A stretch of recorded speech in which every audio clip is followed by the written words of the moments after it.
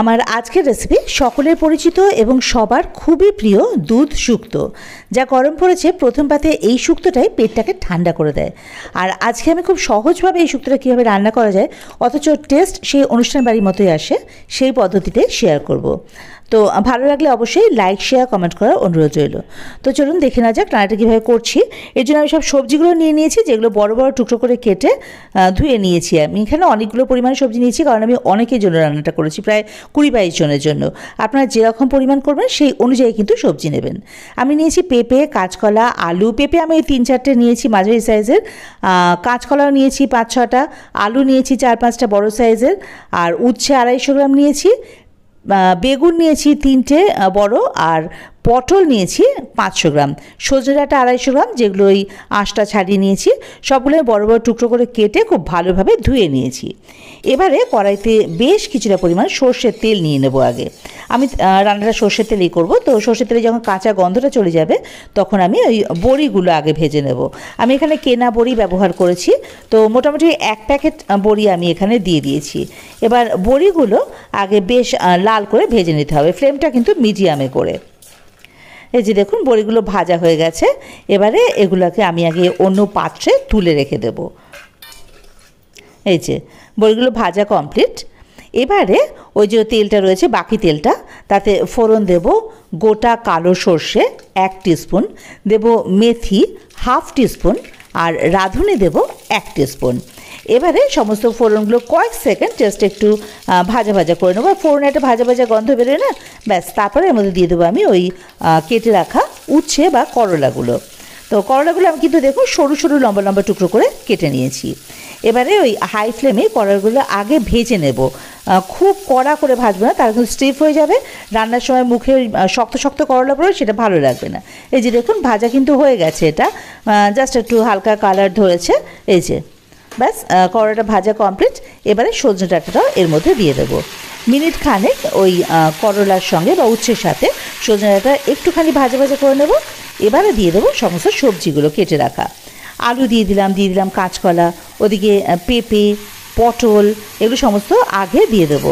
এবারে এগুলো মিনিট 2-3 সময় ধরে হাই ফ্লেমে খুব ভালো করে একটু ভাজা ভাজা করে নেবো। মানে এগুলো কোনো রং ধরার প্রশ্ন নেই, জাস্ট একটু ভাজা ভাজা করে নেওয়া, মানে তেলের সঙ্গে মিশিয়ে নেওয়া সব সবজিগুলো। মিনিট 2-3 সময় ধরে ভালো করে ভাজা ভাজা করে নিলাম। এইবারে এর মধ্যে দিয়ে দেবো বেগুন।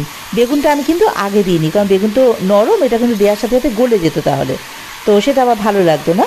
তো এবার দিয়ে দেবো স্বাদ মতো নুন আর মিষ্টি। এখানে কিন্তু আমি হলুদ দেবো না। এবারে সব কিছু একসঙ্গে আবারও খুব ভালোভাবে একটুখানি নাড়াচাড়া করে ভাজা ভাজা করে নিতে হবে। এই যে এটা মোটামুটি হয়ে গেছে।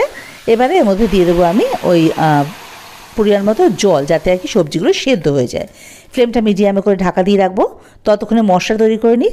এখানে আমি 50 গ্রাম পোস্ত নিয়েছি আর 30 গ্রাম মতো সাদা সর্ষে নিয়েছি, এগুলো আমি বেটে রেখেছি।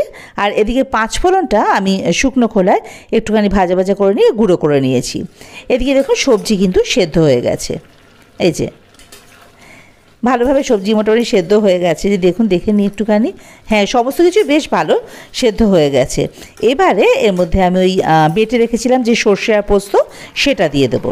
এই যে, আর ফ্লেমটা কিন্তু এখন আমি হাইতে করে দেবো। এবারে এর মধ্যে দিয়ে দেবো একটুখানি পরিমাণ মতো আদা বাটা। এখানে কিন্তু এই শুক্তোতে আদা বাটাটা কিন্তু খুব ভালো যায়, তো আগে একটু ভালো করে মিশিয়ে নেব। ব্যাস মেশানো কমপ্লিট। আমি এখানে মোটামুটি 2 টেবিল স্পুন মতো আদা বাটা কিন্তু দিয়ে দেবো। তার আগে এখানে বড়ি যেগুলো ভেজে রেখেছি সেগুলো দিয়ে দিলাম। আর এই যে দেখুন 2 টেবিল স্পুন আদা বাটা বললাম দিয়ে দিয়েছি, আর ওই ভেজে রাখা 5 ফোড়ন তার কিছুটা পরিমাণ দিয়েছি, আর দিয়ে দিলাম বেশ কিছুটা পরিমাণে দুধ। আর ফ্লেমটা কিন্তু এখানে আমি বাড়িয়ে দিয়েছি।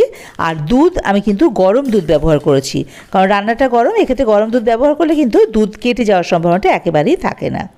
তো এই যে দেখুন ফুটিয়ে নিয়েছে, এটা মোটামুটি মিনিট 2 সময় ধরে টকবক করে বেশ ভালোভাবে ফুটে গেছে। এবারে এর মধ্যে বেশ পরিমাণ মতো ঘি দিয়ে দেবো।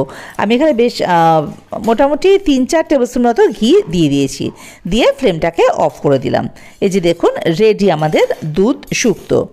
একদম ভীষণই সুন্দর লাগে কিন্তু এটা খেতে। এই যে দেখুন এর টেক্সচারটা আমি সামনে থেকে দেখাচ্ছি, দেখুন তাহলে বুঝতে পারবেন। এই যে দেখুন তো এভাবে করে একবার কিন্তু রান্না করে অবশ্যই দেখবেন। এটা খেতে মানে ভীষণই সুন্দর হয়, একেবারে অনুষ্ঠান বাড়ির মতো স্বাদ হয়। আর দেখলেনই তো খুবই সহজ রান্নাটা করা। তো এবার এটাকে নামিয়ে নেবো আমি অন্য একটা পাত্রে।